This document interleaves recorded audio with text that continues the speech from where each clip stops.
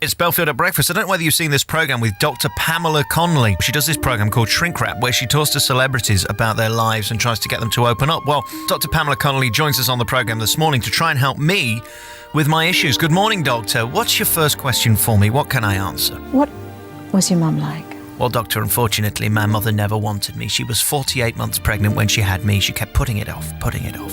She never liked me. One day she came to me with a £5 note in her hand. She said, "Look, son, what I've got for you." She'd sold me to the woman next door. She tried to kill me as well. She didn't admit it. She told the policewoman she thought the carrier bag would keep me fresh. But as a 5-year-old, a 7-year-old, what was your experience of her when you were small? Doctor, this is hurtful, but the first memory I have of my mother, the first nice thing she did for me was when she took me for tea and biscuits.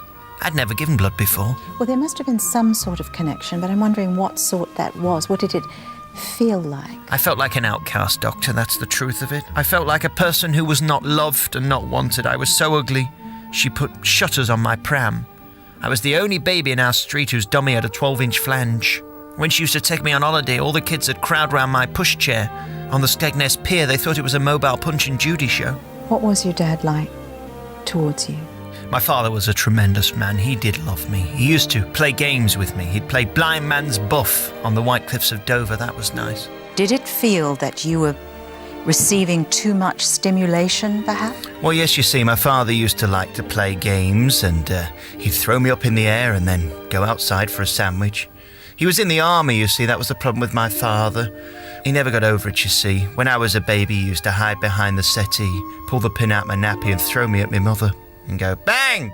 Well, sometimes the answer is going a bit deeper than that and getting in touch with the feelings that brought you there in the first place. Yeah. After all, with depression, it very often is the gap between thinking and feeling. Yes. And because you're so bright, you imagine that you can think yourself out of anything. And you're not alone in that. Many, many people are like Yes. that.